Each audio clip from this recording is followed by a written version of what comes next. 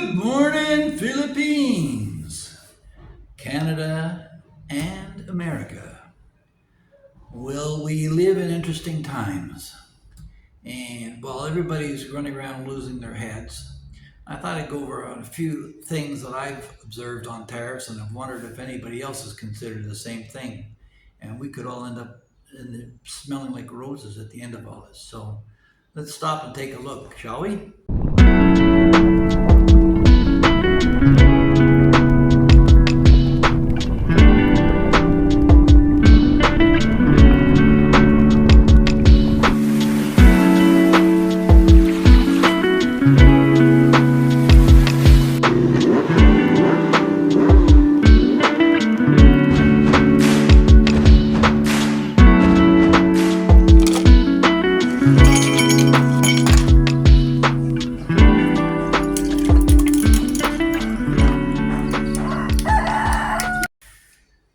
Many of you may know that I grew up in 1950s, 60s, 70s Quebec as an Anglophone in a French province.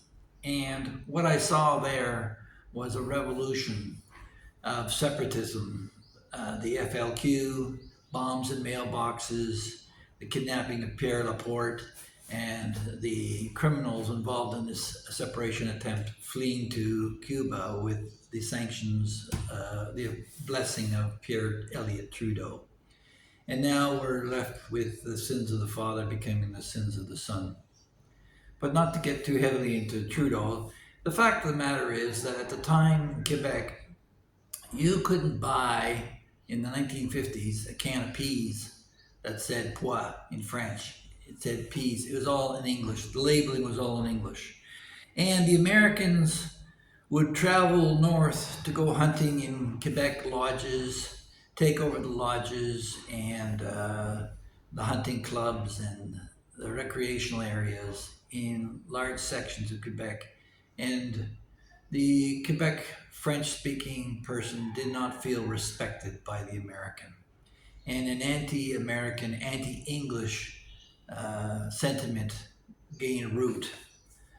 So after the revolution, many Canadians, Franco-Ontarians and beyond, while they say they're Canadian, they really expressing that being Canadian to them is being anti-American.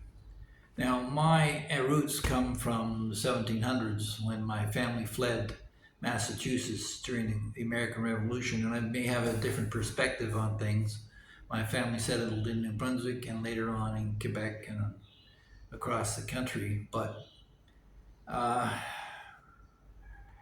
the end of the day, we have to live in our present tense. We can't go to the past. Canadians are going on about how we burned down their White House. We never burned down their White House. That was the British with supports of some of the locals. But we take credit for it. And we harp on about the fact that we showed up 3 years before America did in both the First and Second World War, that we chipped in. We pretend that we're tougher than them, that our national sports is hockey while they play even on a smaller football field. There's lots of silly things that are brought up. And yeah, it maybe allows us to pump our chest with pride and say, yeah, we're different from Americans. But the fact of the matter is that Canada and America are constructed differently. Canada is a parliamentary democracy, and America is a republic, a democratic republic. While some of the tenets of democracy are upheld in areas state by state, overall, America is a republic. It's not a democracy. Canada, through its parliamentary system, is a democracy in that members are elected to the House of Commons and they vote on initiatives of their particular parties. But the downside of all this is, as Justin Trudeau likes to harp on about how he admires the Chinese being a dictatorship, that they can turn the economy on a dime, the reverse is true in Canada. And while there's been corruption found in American institutions like USAID. I've witnessed firsthand corruption in Canada. It's rampant everywhere. Um, it's not just the government itself, the trade unions. When you have to buy in to get a job at James Bay, um, I've witnessed that. I've witnessed the cronyism that is rampant throughout Canada. And the problem with all this is that there are barriers and things that policies that block any chance of free trade within Canada. You can't ship a bottle of wine from the Okanagan in British Columbia, where you get some great wines going now, to Ontario without having to pay some kind of tariff. So while everybody's running around pulling their hair out, they forget the old expression that there's nothing to fear but fear itself. We could bravely look into the mirror and find some truths about ourselves as Canadians. First off, we haven't done much since the Korean War. We sat back and we watched as successive governments stripped our armed forces bare. First, by unification, they got rid of our Army, Air Force, and Navy and combined it in the Canadian Armed Forces. So that by blending it all, they figured that they could diminish the ranks. Now, the Canadian Armed Forces ranks about 68,000 regular forces and about 5,000 reservists. And that's it. You know, a strong police force from America could easily come in. In fact, if America wanted to take over Canada, all they'd have to do is take volunteers from their own military and say, you know what, you're each assigned to find a Canadian soldier and troll them, and at the command will initiate a takeover, and you just, that morning you'll go in, you'll arrest the individual soldiers, and there'll be no army to defend Canada, period, and just walk in. Now, of course I don't condone that crap, but that's how weak Canada has become. Our shipbuilding industry, we were once the fourth largest navy in the world, and now we're going overseas to get ferries built. It's gotten crazy. We've lost a lot of business as well to parts of the world. And some of that is of our own creation, and we're being fooled. I liken it back to the time when Bridget Bardot was complaining about the seal hunt in Canada. That was just the beginning of industry after industry being under attack. And now what's happened is Canada has become a tool of tyrants. We import oil from nations where there is no democracy and fail to ship our own from west to east for refinement. And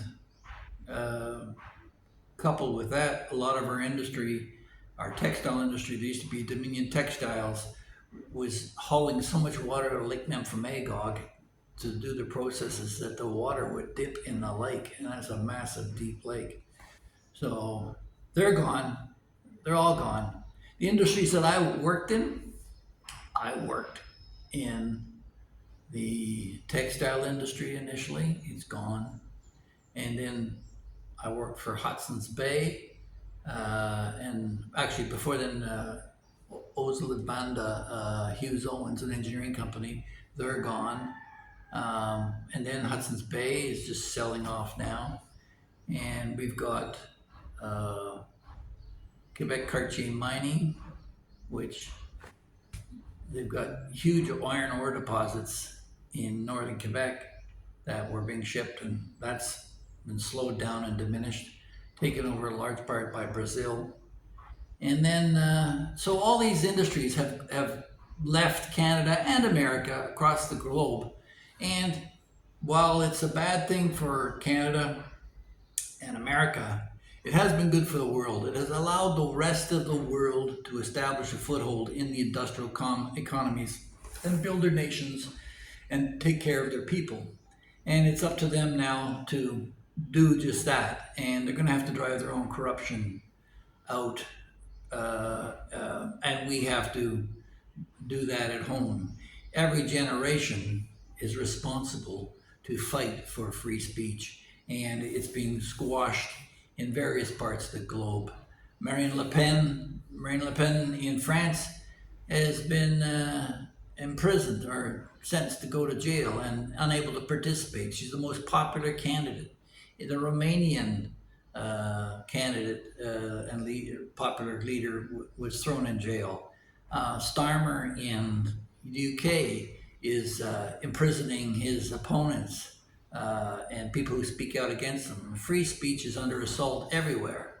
And I see it in my own country in one industry, and that is the media, CBC, where you got, what's her name, Barton, the political columnist, hosting panels that all jump on board and support the initiatives of liberal policies, ignoring potential opportunities and unable to come up with any other solutions themselves.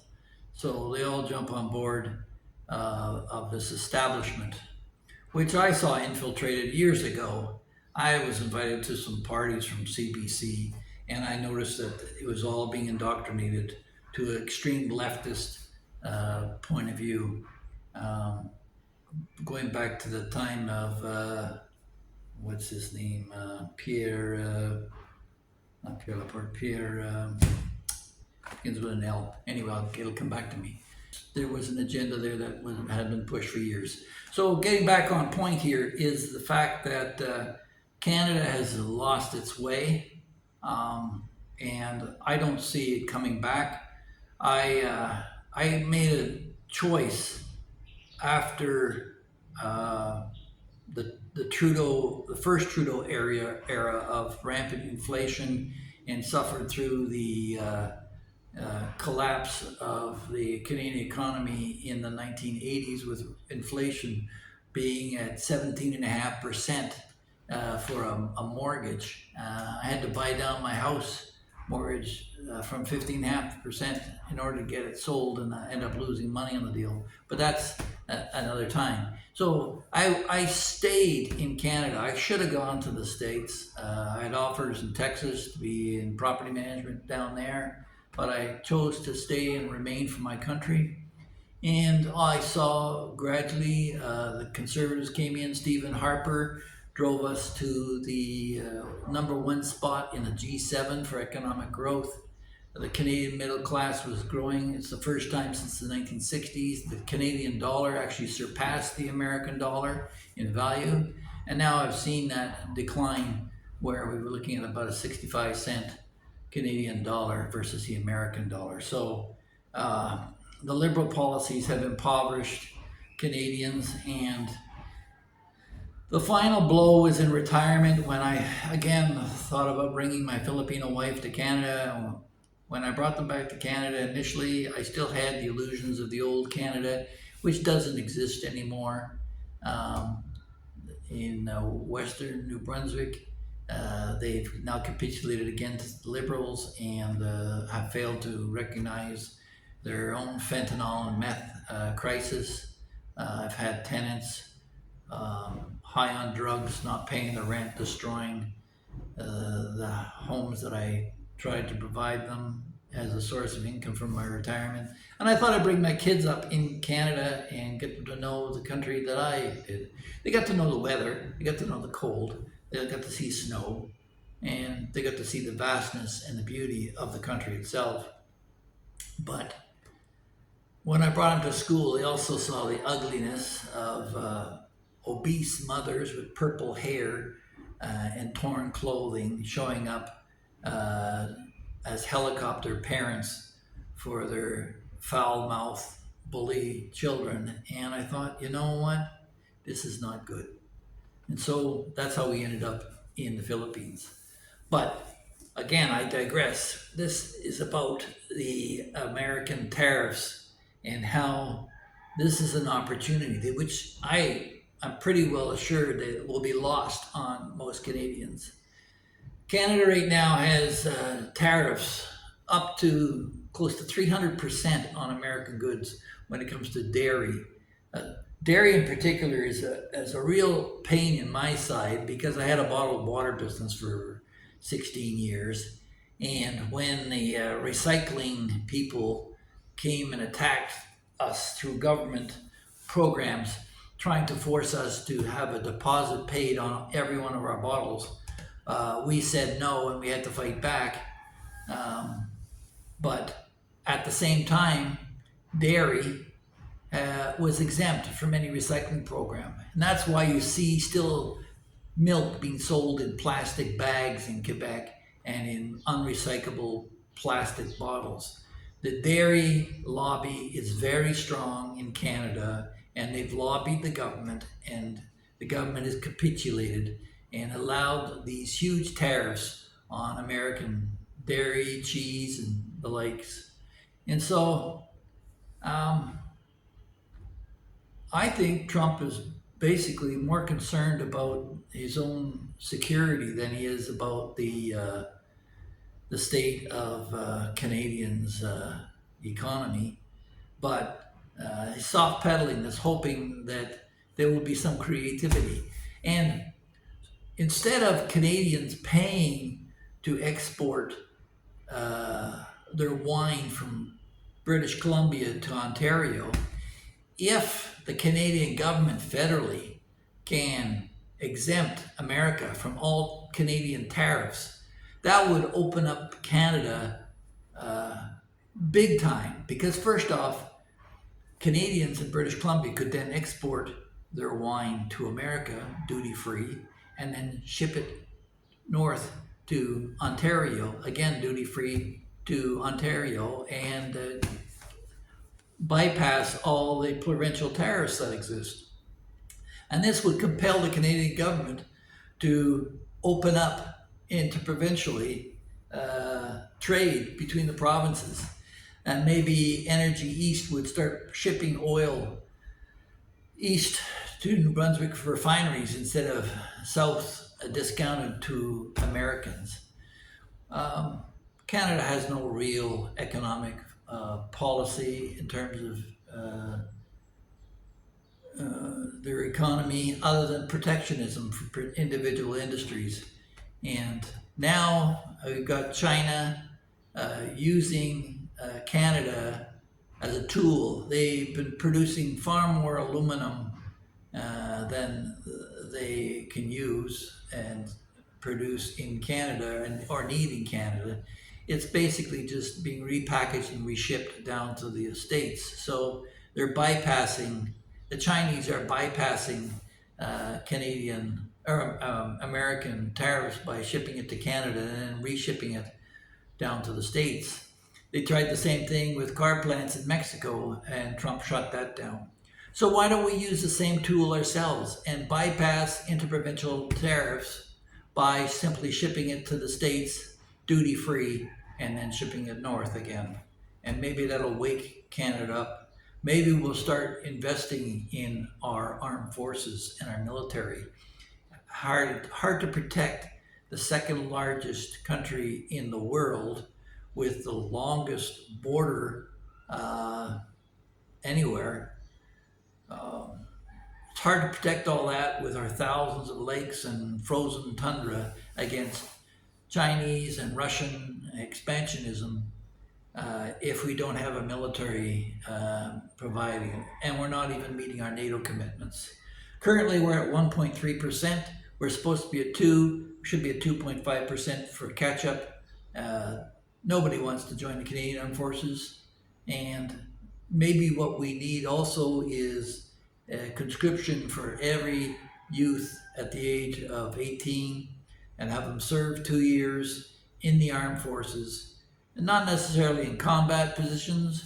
There's millions of acres of trees that need to be planted. There's all kinds of social programs and disaster relief that we could be helping internationally through the United Nations. We could then be an example for the world of what we used to be as peacemakers and real environmentalists, not these touted, bought off people who don't understand ecosystems, trying to explain to me how carbon is a hazard to our security. So anyway, that basically summarizes it. I'd appreciate your comments on this. Can Canada use this opportunity to its advantage? And I said this in the first Trump presidency that Donald Trump was the best prime minister that Canada never had, because at his first round, the Canadian economy actually got stronger and better, and the USMCA fortified trade between us and America and the world. So, well, let's see what happens. Um, I like to make these shorter than this usually, but I thought I'd let you know my thoughts. Um, we're just outfitting the house right now. For those who have been following us on our reconstruction video, it's complete. I'm talking to you from my suite on the third floor, and we'll be doing more of our YouTube videos from here. So thank you for dropping by. Please leave your comments. Don't forget to like, share, and subscribe. Do that thing. And should I continue doing YouTube? I'd like to hear if you think you're getting any meaningful input from me, and maybe causing some thoughts. As I've always said, I learn far more from you guys than you'll ever learn from me. But yeah, let's see those comments come rolling in. Thank you very much, and God bless America, Canada, and the Philippines, and the world. You have a great day.